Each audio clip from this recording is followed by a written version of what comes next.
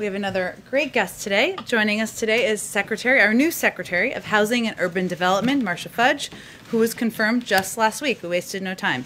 As you all know, Secretary Fudge served as U.S. Representative for the 11th Congressional District of Ohio for more than 12 years. She's a former chair of the Congressional Black Caucus and earned a reputation of tackling the unique challenges of her district by working across political ideologies. In 1999, Secretary Fudge was elected the first female and first African-American mayor of Warrensville Heights, Ohio, a position she held for 2 terms. As mayor of Warrensville Heights, she adopted one of the first vacant and abandoned property ordinances in the state.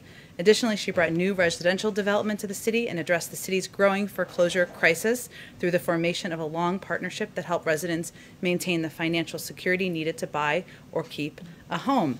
As Secretary Fudge has said, her first priority as Secretary of Housing and Urban Development is to alleviate the housing crisis and get people the support they need to come back from the edge. She's happy to take a couple of questions after she gives some remarks. Thank you again for joining us. Thank you very much, Jen. Good afternoon. Good afternoon. Good afternoon. Oh, thank you. I was wondering if I was in this room by myself. Jen, thanks for inviting me to speak about the importance of the American Rescue Plan as it relates to the urgent needs, housing needs facing our nation today. What a way to complete my very first week as Secretary of Housing and Urban Development. At HUD, we know firsthand the severe impact of COVID-19 on our nation's housing crisis.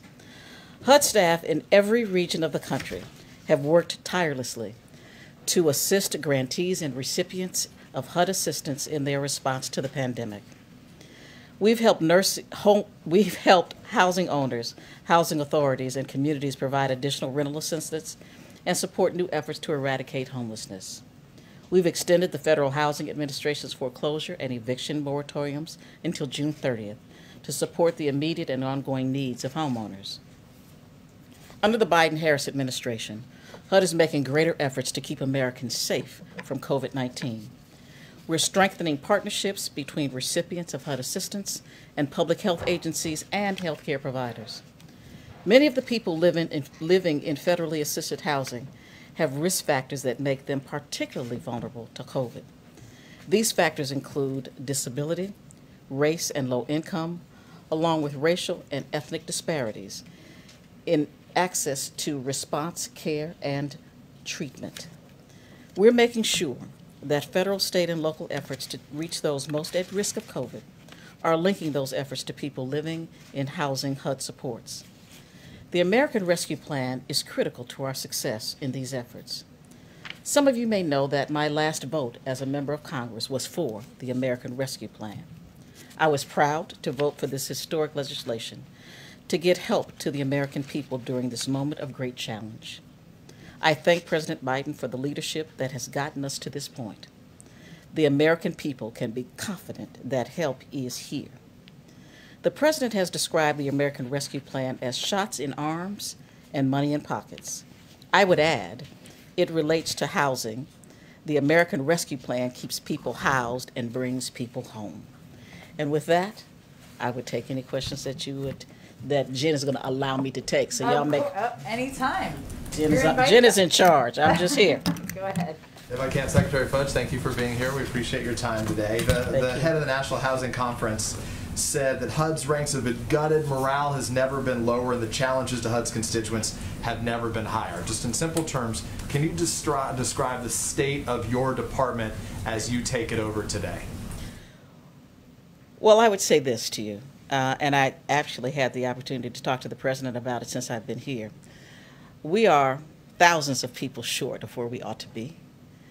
Our staff is outstanding. They are under-resourced, understaffed, and overworked. But we are going to make some major changes and very quickly. The rescue plan is allowing us to do things that we may not have been able to do without it. So I'm especially pleased that the President had the foresight and the vision to give us a historic, maybe one-time opportunity to change what is going on in housing in this country. You put out some new numbers today as they relate to homelessness in this country right now. Obviously, it's a number that the whole country is dissatisfied by. Thinks the number should be much lower. I'll ask this in two different ways. One, can you set a goal where you think that number should be, and in what time frame you think you can meet such a goal to reduce homelessness in this country, and specifically for some of the blue parts of the country that some Republicans have criticized, San Francisco, New York, where the homeless numbers have been high. What specific advice and what you can specifically do to target those communities to alleviate those high numbers? Well, the first thing I'd say is that the president gave us a charge early on as to what he wanted us to focus on, especially in the first 100 days. Homelessness was at the top of the list. One was expanding vouchers. Thirdly, he wanted us to find ways to expand and put in the market new affordable housing. So with the $40 billion that we have now, what we expect is this. We have $5 billion set aside to do nothing but address homeless issues. So we know that with those resources, over the next probably 12 to 18 months, we know for a fact that we can get as many as 130,000 people off the streets. We also know that our local partners are going to assist us in finding other rental opportunities. So we believe we can put a major dent in it. But if nothing else, what we will let them know is that there is an opportunity to find a way off the streets. We have more programs in place to assist people who are already in public housing to find a way to buy housing. We know that affordable housing is a problem all across this country. I don't know where my Republican colleagues live that don't think that there is a problem, but there is. So many of us just choose to ignore it. Mary? Thank you, Madam Secretary, for being here. The federal moratorium on evictions is set to expire at the end of this month. Are there plans to extend that? And if not, what do you say to families who are worried that they may be facing eviction? Well, what I would say first is that the HUD moratorium expires on June 30th. The CDC is in the process of trying to determine what is the appropriate way forward, and I would hope that you would ask them that question. And just one more, if I can. The experts tell us that the December tranche of COVID relief is just now starting to come online. People that we've talked to are still seeing some big glitches, when they try to apply. Are you confident that states and localities now have the systems in place to get this as well as the next round of funding? I'm very confident. I've talked with Secretary Yellen. The Treasury Department is up to the task. I mean, certainly it is a different Treasury Department, so I'm very confident that if they say that they can get it out in a certain period of time, they will. Our job at HUD is just to give the kind of guidance and assistance once those funds are received. See? Thanks, Secretary. Excuse me. You mentioned earlier that that housing prices are increasing. Also, the supply of new inventory on the market is decreasing at the same time. What can the administration do to either get more homes on the market or bring prices down? How concerned are you about that dynamic? There are a couple of things that we know can happen out of this rescue package. One is if you look at places like a Los Angeles, where they have actually purchased hotels and motels, et cetera, to give people an immediate place to go, there are resources in the plan to do that. The other thing that we find is that part of the problem with the market is that credit is not available and accessible to people who actually do qualify. So since FHA is certainly a part of what we do, we're going to ensure that we can talk about down payment assistance. We're going to talk about maybe some restructuring. We are going to make sure that people who qualify have access to credit. We all know that there have been problems across this country for many, many years. That is why I'm so pleased that President Biden talks about equity. He talks about equality, closing the racial wealth gap, which is bigger today than it was 50 years ago. So we know that we have the tools. I think it was just a matter of making sure that we have the will to use them. We now have the will. Madam Secretary, thank you again. Back to the homelessness report that you guys put out this morning. The way that test is done, as you know, is you test over a few days in January of the previous year. So that was pre-pandemic 2020. 580,000 people on the streets homeless, pre-pandemic, correct. 2.2% increase from the year before. Do you have any sense of how much more homelessness may have increased once that pandemic began, say, April, May, into the summer? I can't give you numbers. We know that it has increased. We just don't know those numbers. So really not till next January will we Correct. be able to get some sense of how it might have affected. Correct. and Nancy and Alex, and then we'll have to let the secretary go back to work. Go ahead, Nancy. Thanks so much for being here. Appreciate it. My pleasure. Two questions. One, does the Biden administration have any plans to restore or tweak that Obama-era fair housing regulation, which the Trump administration weakened in the summer of 2020? We are looking at it. Certainly, we know that fair housing is, in fact, the law of the land, and we want to use every tool we have. I think that the prior administration did roll back some fair housing tools that we have, so we're looking at how we can go back and make those better and get them re-implemented, if possible. And then just second question, what are your thoughts on whether or not there's a housing bubble right now in the U.S.? Well, I would say that that's a kind of a tricky question. There are those who would say yes. I would say at this point that until I can get the kind of data that I need from the GSEs and from FHA, that's not something that I could really give you an accurate answer on. But I know that there is a problem with the market today. Alex, make it a good one, Alex. No pressure. Well, I got two, because I'm going to be just a little bit greedy. One from our housing reporter, which is, are there some parts of the COVID response, whether or not in ARP or generally, that are currently temporary that you would like to see permanent when the crisis eases? Oh, I'd like to see most of it permanent, no question about it. I think that when we talk about housing needs, we can't at this point come up with enough money to take care of all the homeless people in this country. We cannot, through this package alone, repair and restore 50-year-old housing authorities across this country, which are crumbling every day. We cannot abate lead in every single building we need to with these resources. We need at least another $70 to $100 billion to do those things. So yes, I'd like to see a stream of resources available to do this, not just in this package, but ongoing. And the second question is, you may have seen that former Congressman Richmond weighed in on the primary to succeed him in his congressional seat. Who? Congressman Richmond. Yeah. Never heard of him. Oh. I was wondering if you want to take the opportunity to weigh in on your race and who you think should succeed you and what you're looking for. No. All right. How about the Senate race in your state? Is there Democrats that should run? Oh, absolutely. I have two friends that are thinking about it. Tim Ryan, of course, is thinking about it. I understand Nan Whaley is thinking about it. I mean, I think we're going to put a good person in that race, no matter who we choose. But they're both friends. I think we have a good shot at it. I know people have written off Ohio. I haven't written off Ohio. I believe we can win the Senate race. Okay. Thank you, Secretary Fudge. Looking forward to having you back. Thank you. Thank you, Madam Secretary. Thanks, John. Thank you. Okay. Just have a clip. What'd you say? You can have walk-off music. We can. Wait till month 3. Wait till month 3. We'll be rolling it out with people's second visits.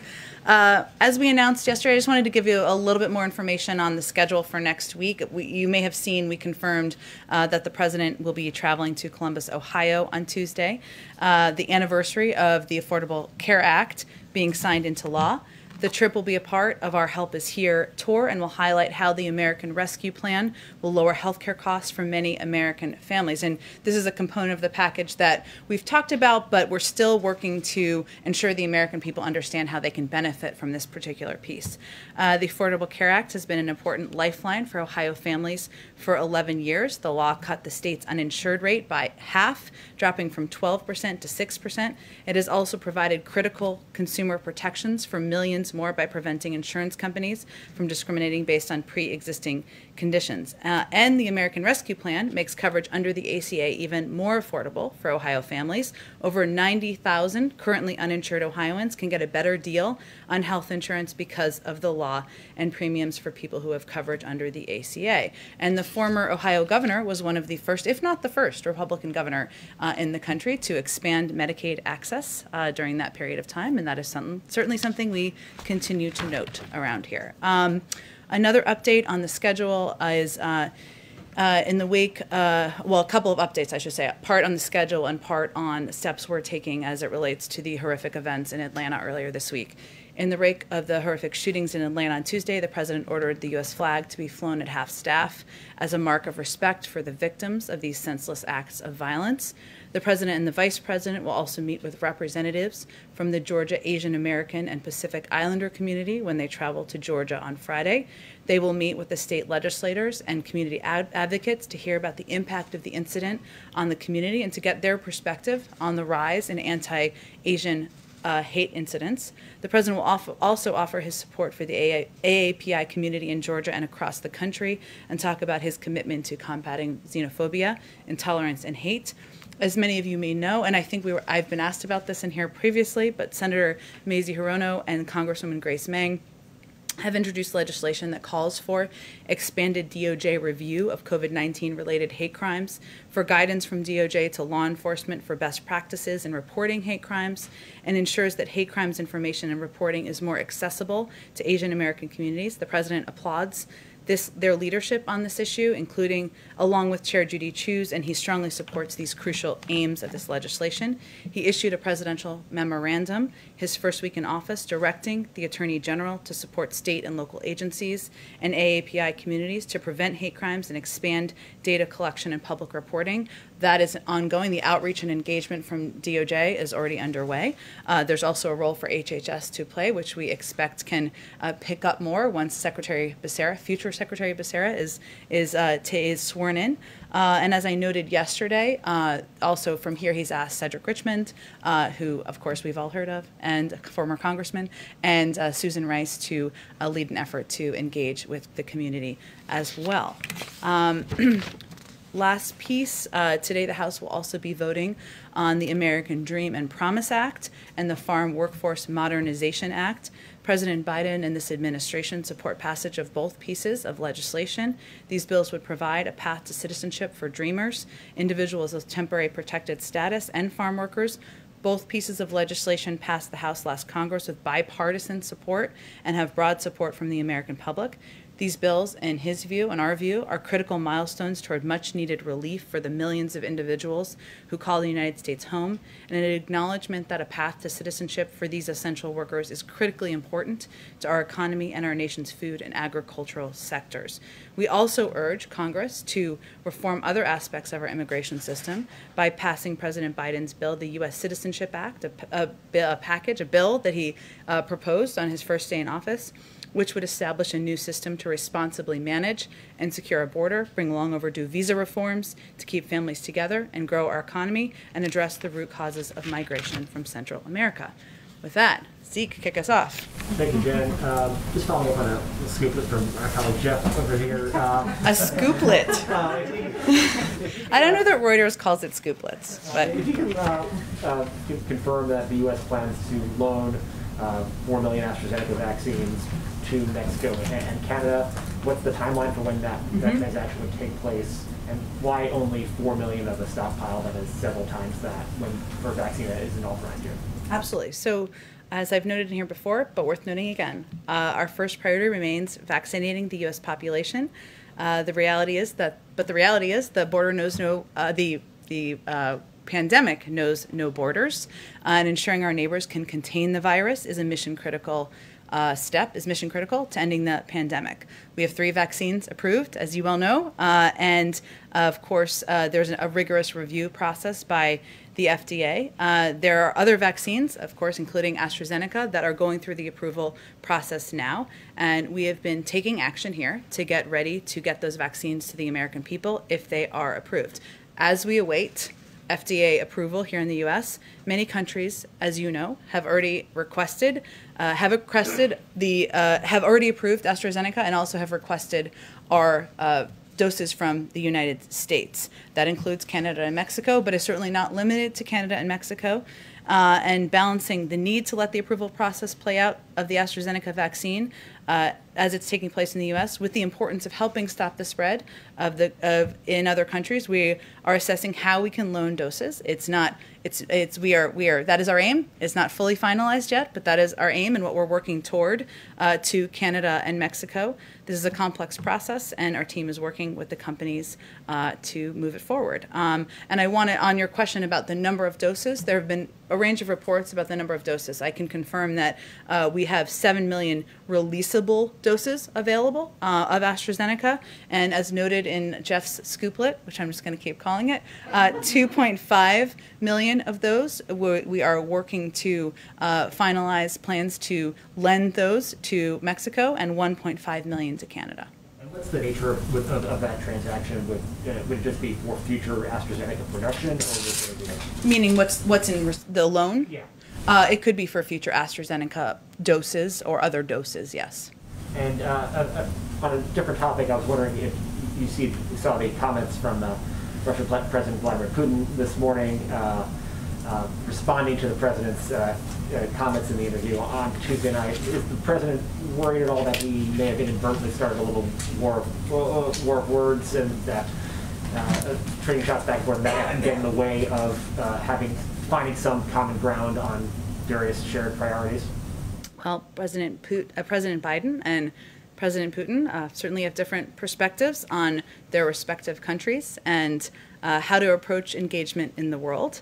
But where they agree is that we should continue to look for ways to work together, as was noted in part of President Putin's comments. And there are areas of mutual interest. New START, which we just extended for 5 years, is an example of that. Obviously, Russia is also a member of the P5+1 as we look ahead to what's possible there as it relates to preventing Iran from acquiring a nuclear weapon. So we are confident that we can continue to look for ways where there's a mutual interest, mutual national interest, but the president is not going to hold back, clearly, when he has concerns, when he has, whether it is with words or actions.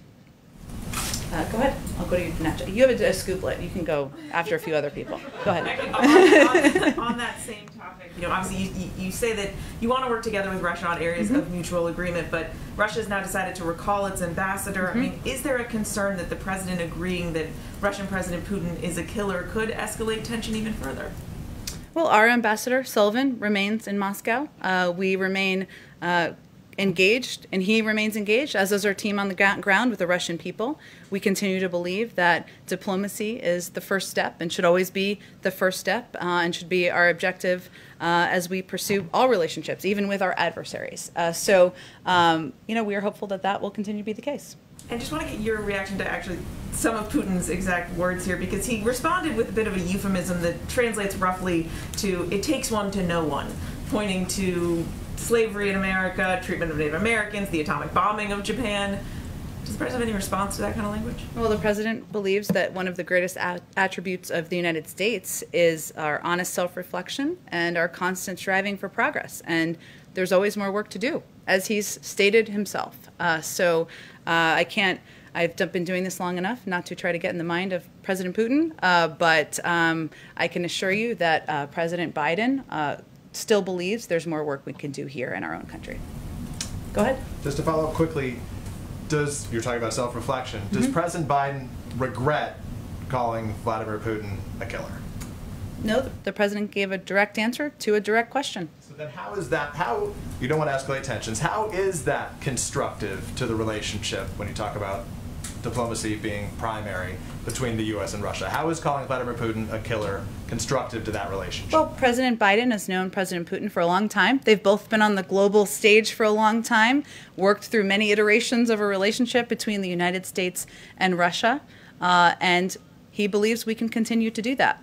Does the president believe that the leaders of Mohammed bin Salman, one of the crown prince of Saudi Arabia, does he view him as a killer?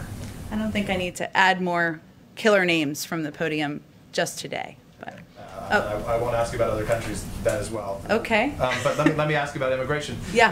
If I can quickly, the president Sure, has made it very clear in his recent interview that the border is not open, effectively that it's closed, except for these unaccompanied minors right now under humanitarian grounds Yeah. for being welcomed into the U.S. But as we speak, crews from multiple outlets, including those from NBC News, are at the border. They're seeing many migrant families being accepted, young families being accepted into the country right now. So can you square those two when the message was that families and individuals were being sent home but unaccompanied minors were being kept? Why young families are in fact being kept here in the U.S. And detained?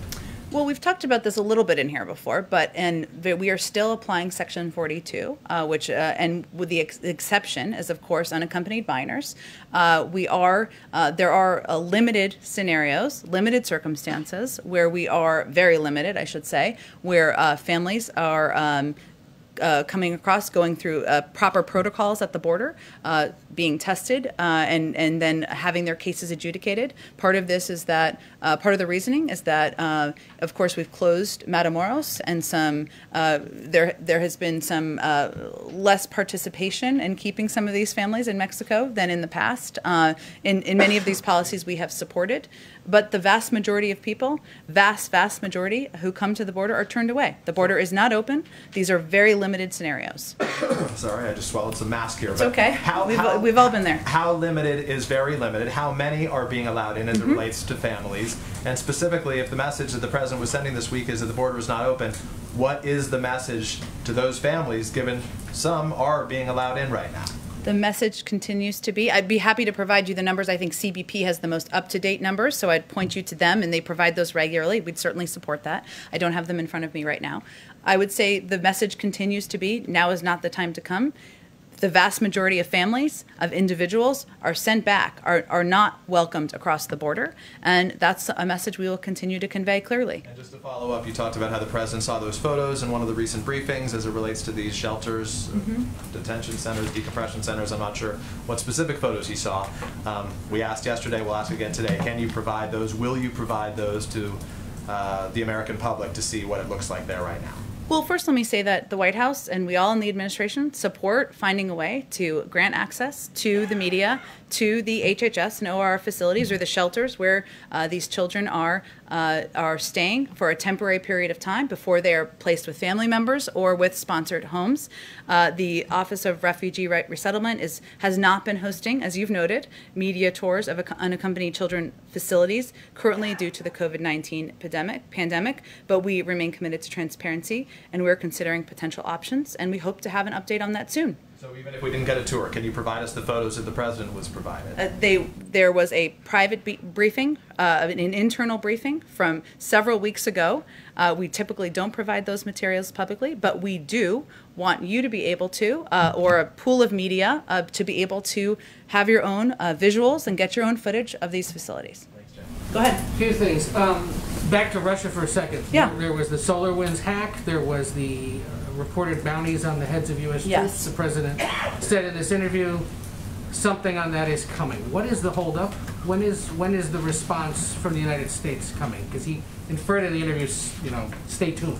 Right. Well, we also have already put forward sanctions in response to the poisoning of Alexei Navalny. There's already been a release of a report about their engagement in the 2020 election, and we will have responses to each of these malign actions that we have expressed concern about, and the president has offered a review of. Weeks, not months, remains still the policy. There's, of course, internal policy decision-making about to assess and take a look at the review, but also to make decisions about policy engagements. Some of the responses may be seen, some may be unseen, and of course the president reserves the right to respond in a manner and time of his choosing, as any president would. But he did make clear that the Russian government will pay a price. On these vaccines going to Mexico, this comes, of course, as the United States is talking to Mexico about this border situation. Were there any strings attached regarding the situation on the border with this decision to give AstraZeneca doses to Mexico? There are several diplomatic conversations, parallel conversations, many layers of conversations with every country, Mexico, Canada, Europe, Asia, around the world, and certainly being part of contributing to preventing the spread of a global pandemic is part of one of our diplomatic objectives. Another one of our diplomatic objectives is working to address the challenges at the border. So it shouldn't be a surprise that those conversations are both ongoing and happening. If I'm hearing you, the vaccine was given, were there expectations set with the Mexicans that they help deal with the situation on the border? There have been expectations set outside of unrelated to any vaccine doses or requests for them that they would be partners in dealing with the crisis on the border, and there have been requests unrelated that for doses of these vaccines. Every relationship has multiple layers of conversations that are happening at the same time. Shouldn't rule out, or the United States isn't ruling out, using our vaccine stockpile in terms. I'm actually trying to convey that with every country, there's rarely just one issue you're discussing with any country at one time, right? Certainly that's not the case with Mexico. It's not the case with any country around the world. And so I wouldn't read into it more than our ability to lend vaccine doses of a vaccine that we have some available supply on to a neighboring country where there is a lot of traffic that goes back and forth between the countries. Two other quick ones, one related to the Atlanta shooting. You've been asked this before, but in February of last year, then candidate Biden said that on his first day of office, he'd send a bill to Congress repealing the liability protection for gun manufacturers and closing the background check loophole. I know you've been asked about this. There's an attorney general in place now. When, if any, when might we hear more about the administration's plans regarding gun violence?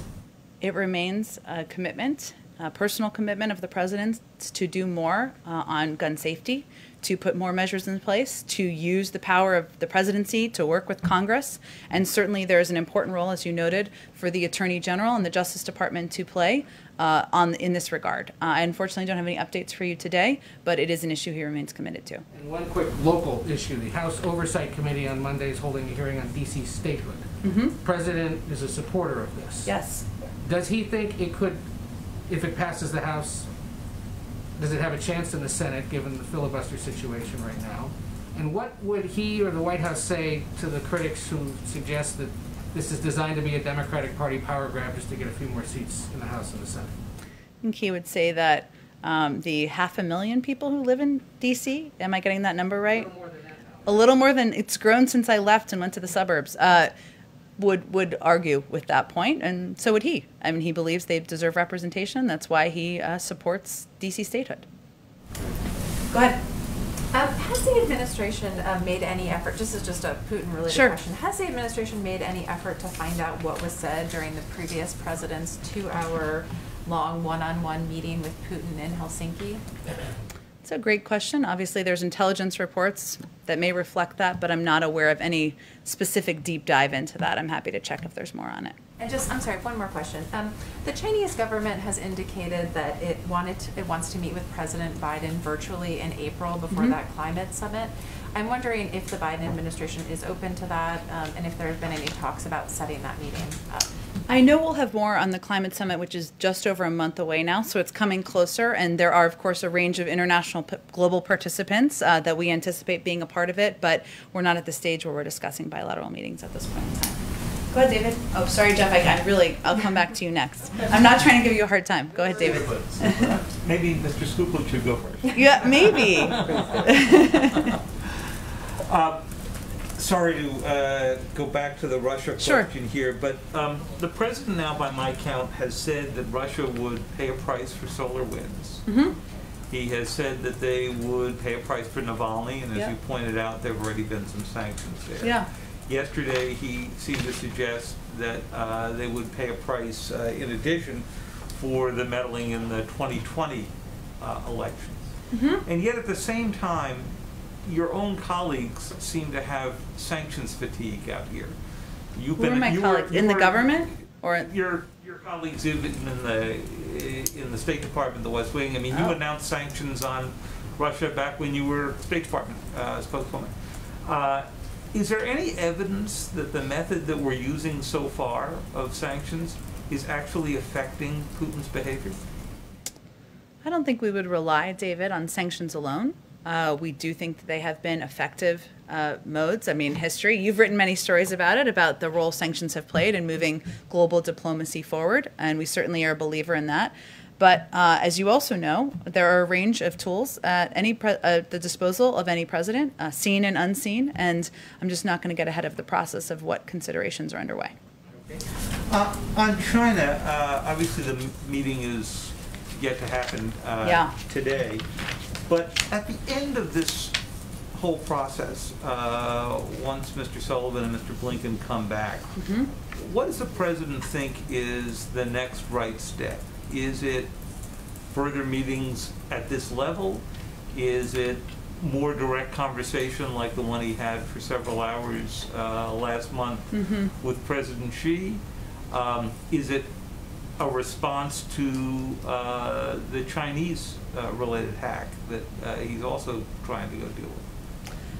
I expect he'll make a determination about that when they return and he has a chance to talk to Secretary Blinken and National Security Advisor Sullivan, in part because he doesn't see this, nor do they, as a preset series of meetings like the traditional dialogues that we've seen throughout other administrations, including ones that he has previously served in.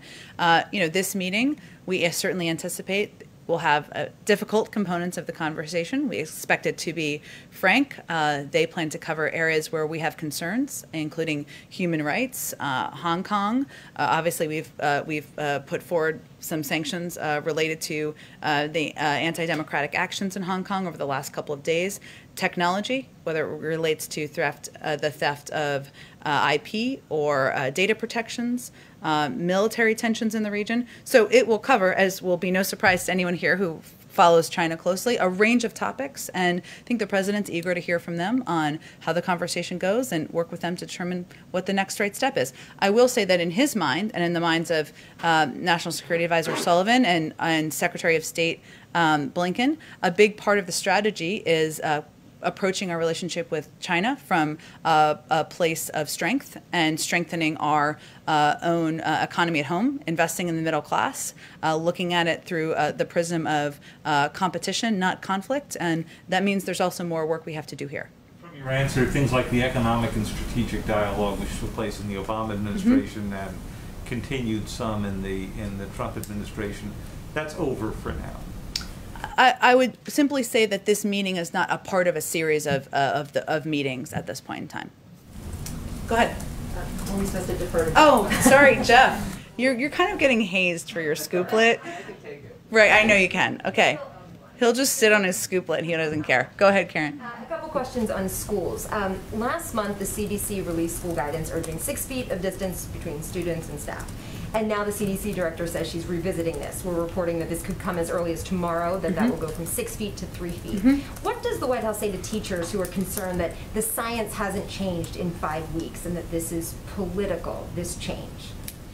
I would say that the CDC is full of health and medical experts, including Dr. Walensky, who would be the last person to characterize herself as political. She is a medical health expert, and she has looked at this through the prism of how we can take steps to make it safe to reopen schools, and is constantly evaluating how to ease some of the restrictions. And there are, of course, more that often you've all have asked about in here, which are good questions. What about travel? What about masks? They take an approach that is purely through the science. So we'll let her speak more about it when they're ready to release those formal guidelines. The White House directs states to do something with that guidance when it's released, similar to what we saw when the president made the direction on vaccine eligibility. You mean like will we direct schools to?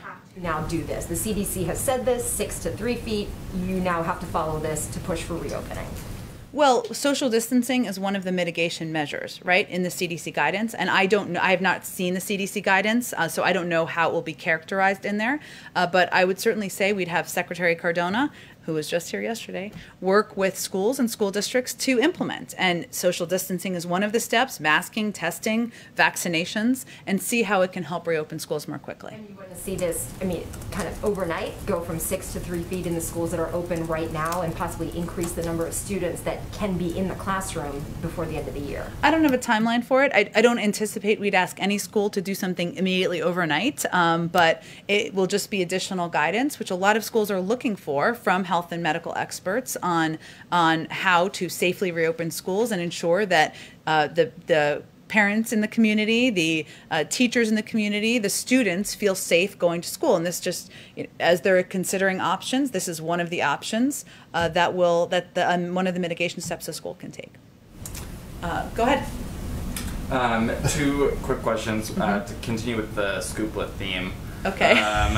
There was a report just about an hour ago that the president intends to nominate Bill Nelson as NASA chief. Can you confirm that? I have seen those reports. I don't have any personnel announcements to make today. Seems like a cool job, though, that I'm not currently on the path to, but it's fine. You're not auditioning right now? I am certainly not. I don't have any personnel announcements to make. Certainly seeing the reports. As we have any updates, we'll provide them. And the second question, the president said yesterday that he intends to try to raise taxes on anyone that was making over $400,000 a year. Does he think that that's, does he intend to wait until the economy is out of the pandemic recession, or does he feel confident that that by making it only on higher earners that it will not affect the broader economy? Well, the president is certainly focused on ensuring the economy is continuing to recover and that people are going back to work and able to put food on the table to feed their families. When we're talking about families making over $400,000 a year, that's about 2% of households in this country. And this is a commitment that he talked about on the campaign trail. And his interest is in ensuring that people pay their fair share, whether it's corporations or the highest income earners in our country. And he believes that hard work should be rewarded, and that this is one of the areas where there is an opportunity to rebalance how our policies are currently. But he would do this in coordination with, of course, members of Congress, members of his economic team, and we obviously don't have a proposed plan at this point, but it is a policy that he talked about on the campaign trail, and he reiterated, as you noted earlier this week. Did you have a second question too, or no? Those are the two. The scoop of question. Okay, got it. Okay. Go ahead, Jeff. All right, yay. The man of the hour. On AstraZeneca, you mentioned that the U.S. has 7 million doses, releasable doses, and the company itself has said it expects to have up to 30 million in April. Given that, will the U.S. consider sharing more of these doses with the other countries that are asking, now that you've confirmed that you're doing the same for Mexico and Canada?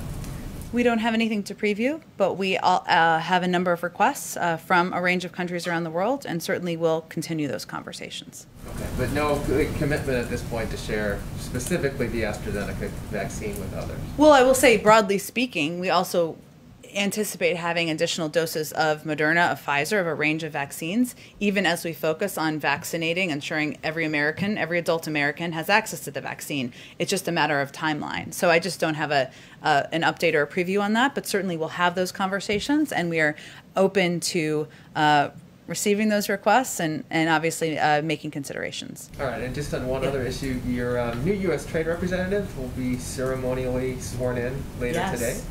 97-0. I think was her vote. Big number. It's pretty solid. How soon will she start leading trade talks with the UK? I don't have anything to preview. Obviously, that's driven by the policies and the agenda of the president and the overall economic team. I'm sure we will be integrating her into all of the policy discussions as soon as she's sworn in. Let me just get to the folks in the back. Go ahead. Thank you, ma'am. A couple quick questions.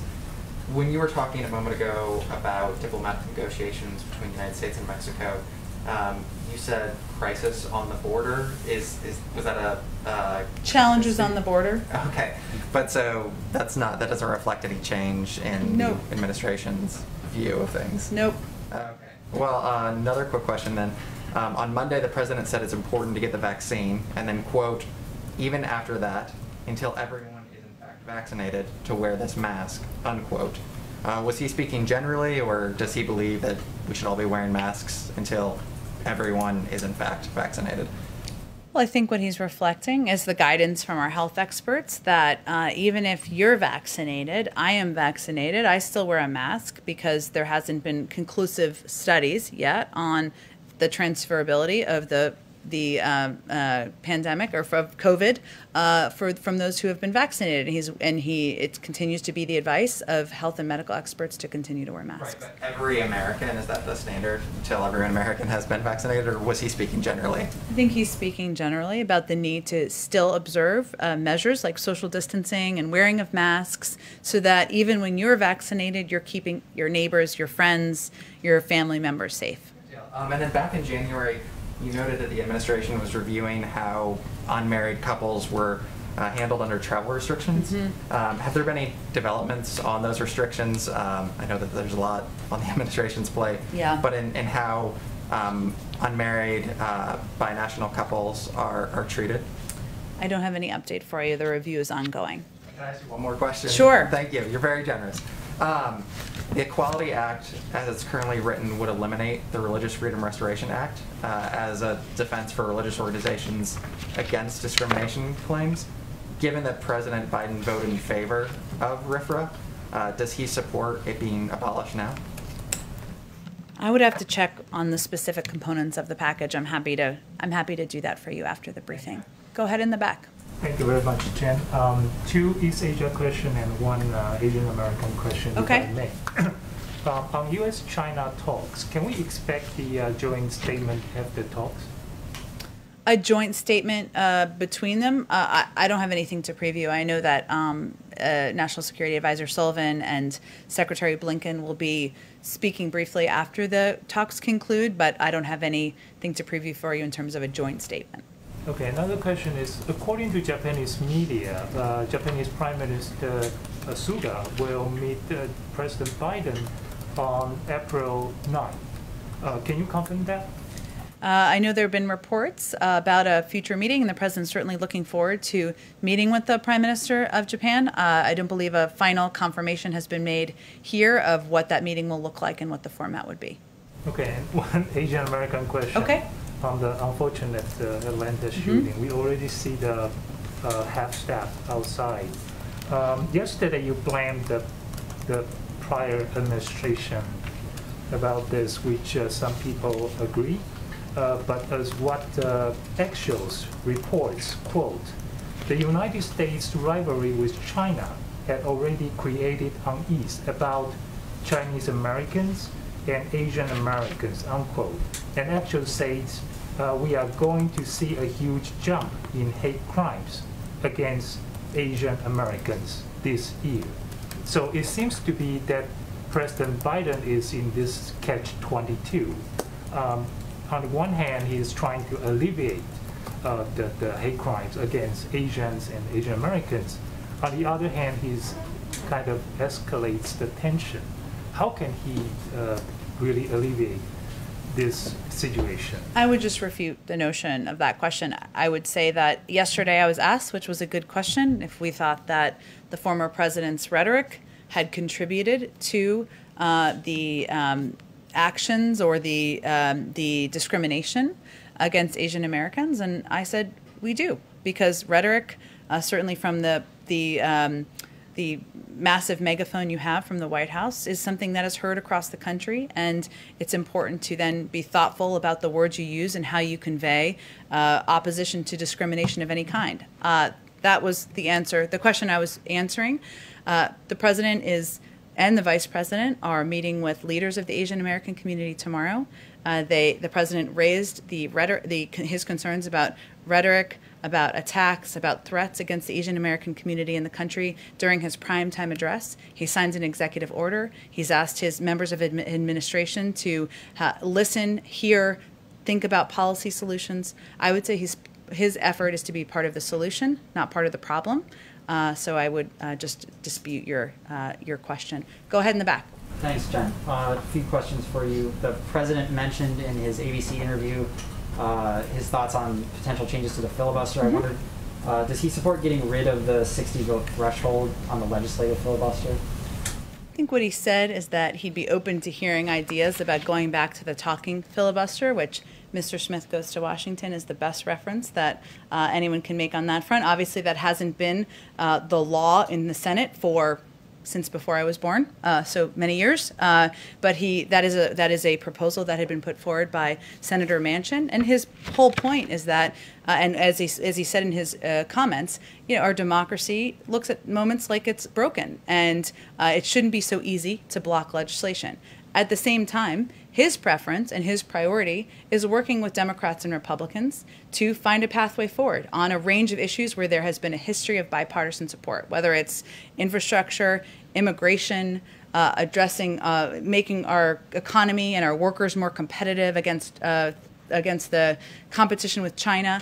There are a lot of ways we can work together. That's his preference. And so he was just expressing an openness to hearing from members of the Senate on what their ideas are. Ultimately, though, as president, he doesn't get he doesn't vote here. It's not a law. He signs into law. It's a Senate rule. So you'll have to talk to them about what their ideas are and what they have the votes for to move forward. So he would defer to senators on whether they would support scrapping. It's not about deferring. He's not in the Senate. He doesn't decide what the Senate rules are. They do. Influence if he were to voice an opinion. He's going to have the senators decide what rules they want to abide by moving forward. Just a couple other quick ones.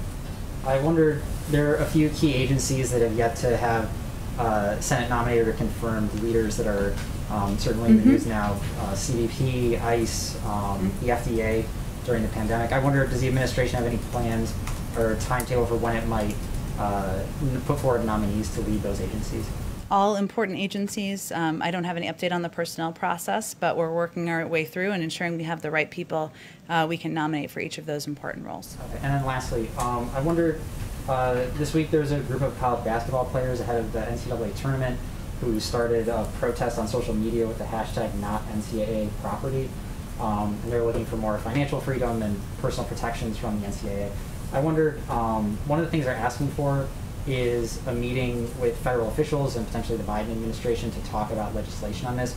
So does the president support college athletes being able to profit off their name and likeness? And would the administration be willing to meet with these players if they ask for a meeting? I'm happy to see if there's any plans for a meeting and if we've received the request. Go ahead in the back. Thank you, Jen. Questions on U.S.-China meeting. China has a poor record of keeping promises. So how would you characterize the level of trust that the current administration has with regard to China? And also for the bilateral meeting between President Biden and President Xi, what are the conditions that has to be happen? What are the conditions for the meeting to happen? Thank you. I don't think I'm here to set conditions today. We haven't even announced the specific details about the climate summit that's happening in April, which I think was what the bilateral question was around. And we certainly haven't made a final decision about any bilateral meetings around that meeting. As we do, I'm sure we can discuss it further. And then as it relates to the meeting today, I think or that starts today, I should say, it was important to our administration that the first meeting with Chinese officials be held on American soil and occur after we have met and consulted closely with partners and allies in both Asia and Europe. This is an opportunity to address a wide variety of issues, including ones where we have deep disagreements. And so our focus is on having a frank discussion, raising issues where we have concerns, and of course looking for ways and places where we can work together. Go ahead. Thanks. While you've been briefing, President Putin has just extended an invitation to President Biden to continue their conversation, but this time he wants to do it live. He's asking for a live-streamed conversation, an open, direct dialogue. Putin says he's available tomorrow or Monday. Is this something that you would consider? I'll have to get back to you if that is something we are entertaining. I would say that the president already had a conversation already with President Putin, even if as there are more world leaders that he has not yet engaged with.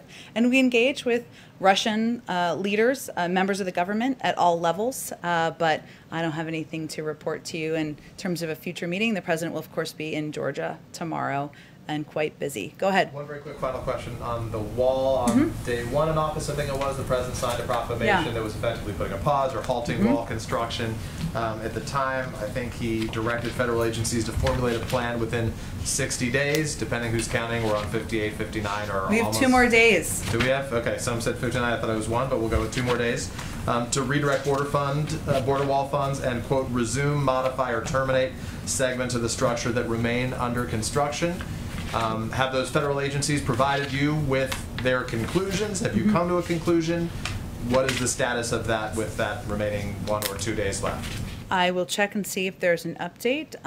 We are, of course, there is funding that was appropriated previously that is still moving forward. Money that has not been appropriated, as you noted, we've kind of pulled back on, but I will check and see. We have 2 more days, which is a lifetime in this place, and see if we have an update for you on the status. Thank you. Thank you. Thank you, everyone.